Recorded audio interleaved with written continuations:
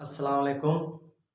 उम्मीद करता हूँ आप सब स्टूडेंट खैरियत से होंगे और अगर आप हमारे चैनल पर नए हैं तो हमारे वीडियोस को लाइक भी कर दें और हमारे चैनल को सब्सक्राइब भी कर दें ताकि हमारी आने वाली जितनी भी एजुकेशनल वीडियो हैं टाइमली टू टाइमली आपके पास पहुँचती रहें। तो हम बढ़ते हैं अपने लेक्चर की तरफ। हमारे पास आज 10th क्लास के थर्ड चैप्टर का 12.11 और 12.12 न्यूमेरिकल है। जिस 12.11 की स्टेटमेंट हमने व्हाइट बोर्ड पर दर्ज कर दी है। आर of light air incidence on the liquid surface at the angle of incidence 35 degree. Calculate the angle of reflection at the refractive index of liquid as a 1.25. Also calculate the critical angle between liquid and air interface.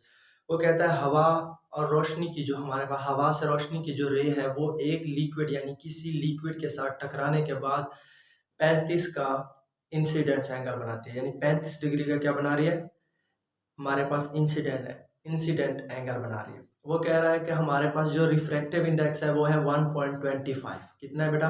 1.25 है। अगर वो कहता है हमारे पास refractive index ये है तो angle of reflection मालूम करें और उसके साथ माए और हवा के दरमियान जो क्रिटिकल एंगल बन रहा है वो भी मालूम करें। तो हम चलते हैं अपने न्यूमेरिकल को आगे की तरफ लेकर। हमारे पास आ गया क्वेश्चन नंबर 12.11। तो हमारे पास क्यू आई जो इंसिडेंस एंगल है वो हमारे पास है बेटा 35 डिग्री और हमारे पास रिफ्रैक्टिव इंडेक्स है 1.25 और उसके साथ हमने मालूम करना है बेटा क्यू आर, यानी ये हमारे पास हो गया बेटा एंगल ऑफ रिफ्लेक्शन और साथ में क्यू सी ये हमारे पास हो गया बेटा critical angle.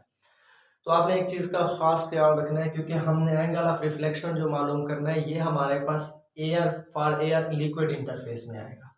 For air liquid interface,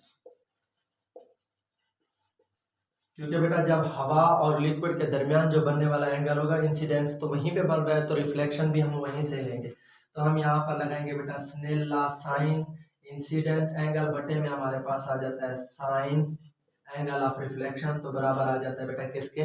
refractive index के। तो आपके पास साइन क्यू आई की वैल्यू आपके पास बेटा है 35 डिग्री, क्यू आर आपके पास ना मालूम है तो यहाँ पर आप देखते हैं साइन क्यू आर, यहाँ पर रिफ्रैक्टिव इंडेक्स 1.25। ठीक है बेटा, तो ये ना मालूम है इसे इस साइड पे और इसे इस साइड पे। यहाँ पर हमारे पास आ गया साइन 35 डिग्री बटे में हमारे पास 1.25 is equal to sine Q are.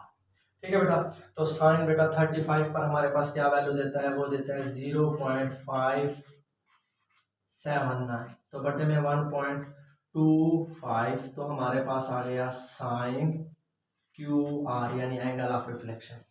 तो जब आप बेटा इसे डिवाइड करेंगे तो आपके पास आंसर आ जाएगा 0.5492। यहाँ पर आपके पास आ गया साइन क्यू आर यानी साइन के साथ। अब जब साइन उस साइड पे है तो आप इसे इक्वल टू की साइड पे लेकर आएंगे तो आपके पास आ जाएगा साइन इनवर्स 0.4592। यहाँ पर आपके पास आ गया बेटा क्यू आर। तो हमारे पास फाइनल आंसर आ जाएगा बेटा 27.32। यह हमारे पास आ गया बेटा क्या? एंगल ऑफ रिफ्लेक्शन यानी क्यू आर। अब हमने मालूम क्या करना है बेटा? वो कहता है हमारे पास एयर लिक्विड इंटरफेस तो आ गया, अब हमने लिक्विड एयर इंटरफेस मालूम करना है। कौन सा बेटा? लिक्विड एयर इंटरफेस, क्योंकि हमने क्या मालूम करना है? उसमें से क्रिटिकल एंगल मालूम करना है। तो दोबारा से आप लगाएंगे स्नेल लॉ, ये आ गया आपका साइन क्यू आई बटे में साइन क्यू आर, उसी तरह 1/9, क्योंकि अब हम मालूम कर रहे हैं क्रिटिकल एंगल इसलिए रिफ्लेक्टिव इंडेक्स हमारे पास बटे में आ गया। तो देखिए बेटा यहाँ पर हमारे पास जो साइन इंसिडेंस एंगल है वो बराबर हो जाएगा हमारे पास किसके बराबर बेटा? साइन हमारे पास हो जाएगा सी के साथ, यानी हमारे पास क्यू सी यानी क्रिटिकल एंगल, क्योंकि हमारे पास जो इंसिडेंस एंगल है वो क्रिटिकल एंगल के बराबर आ जाएगा और हमारे पास जो साइन क्यू आर है यानी रिफ्लेक्टिव एंगल है वो हमारे पास किसके बराबर हो जाएगा? हमारे पास साइन 90 डिग्री, क्योंकि बेटा जब रिफ्लेक्ट होता है तो उसके साथ वो 90 का एंगल ही बनाता है। तो इसके साथ हम जस्ट इसमें वैल्यू पुट करेंगे, यहाँ पर आपके पास आ जाएगा साइन क्यू सी, तो बटे में यहाँ पर आपके पास आ गया साइन क्यू आर की जगह पर 90 डिग्री, तो यहाँ पर 1/1.25। ठीक है बेटा। तो यहाँ पर आपके पास आ गया साइन क्यू सी, वैसे का वैसा ये साइन हमारे पास 90। तो जब आप 1 यानी 1/1.25 को करेंगे तो यहाँ पर आपके पास आंसर 0.8। तो आपके पास आ गया साइन क्यू सी बराबर 0.8। तो जब आप क्रिटिकल एंगल के लिए साइन को इक्वल टू की उस साइड पर लेकर जाएंगे तो आपके पास इनवर्स हो जाएगा साइन। तो 0.8 का जब आप साइन इनवर्स निकालेंगे तो वो आपके पास आ जाएगा Q C is equal to 59.30। ये हमारे पास कौन सा आ जाएगा बेटा, क्रिटिकल एंगल। यानी हमने क्या मालूम किया, एक तो हमने एंगल ऑफ रिफ्लेक्शन मालूम करना था, साथ में हमने क्या मालूम करना था, इंसिडेंस एंगल या क्रिटिकल एंगल। इंसिडेंस तो ऑलरेडी हमारे पास था, तो हमने कौन सा मालूम करना था, क्रिटिकल एंगल। जो हवा और लिक्विड के दरमियान यानी माय और लिक्विड के दरमियान क्रिटिकल एंगल बन रहा था, यानी वो लाइन जिस पर क्रिटिकल एंगल बन रहा था वो हमारे पास होगा 59.30। तो हम चलते हैं अपने अगले न्यूमेरिकल की स्टेटमेंट की तरफ। हमारे पास 12.12 की जो स्टेटमेंट है, the power of convex lens. हमारे पास कन्वेक्स लेंस की पावर है 5D। At what distance object should be placed.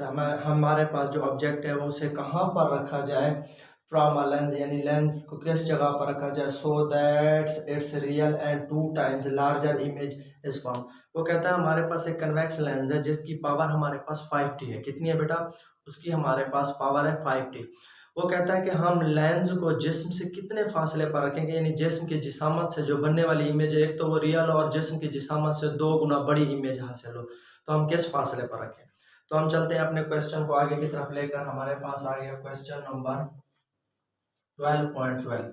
तो हमारे पास पावर जो है वो बेटा कितनी है, हमारे पास 5D कन्वेक्स लेंस की, और उसके साथ हमारे पास जो मैग्निफिकेशन पावर है छोटा है वो कितनी है बेटा, हमारे पास 2, क्योंकि 2 टाइम्स उसने कहा है कि हमारे पास जो हासिल होने वाली इमेज है वो कितनी बड़ी होनी चाहिए, 2 गुना बड़ी होनी चाहिए।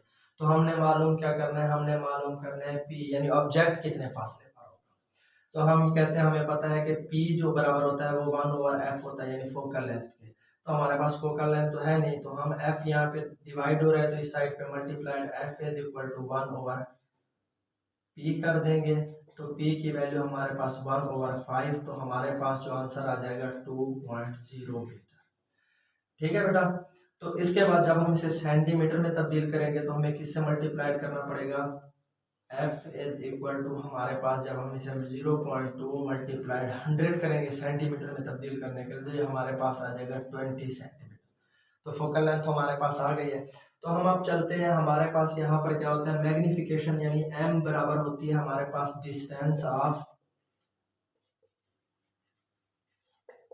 इमेज, जो हम पीछे फार्मूला लगाते हैं, तो उसके बाद डिस्टेंस ऑफ ऑब्जेक्ट। तो हमारे पास m distance of image q और डिस्टेंस ऑफ ऑब्जेक्ट हमारे पास होता है p।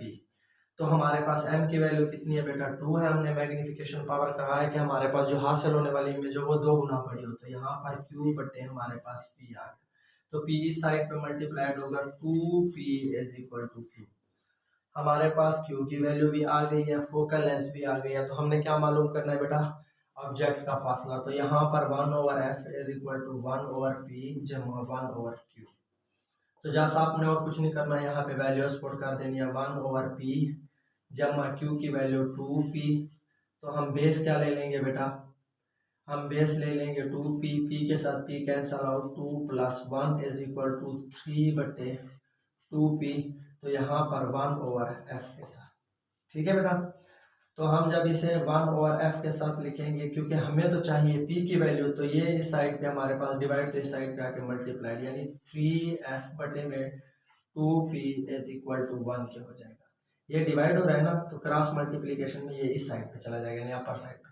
तो हमें p की वैल्यू चाहिए, ये नीचे डिवाइड हो रही है उस साइड पे मल्टीप्लाइड, 3f बटे 2 इज इक्वल टू यहाँ पर p।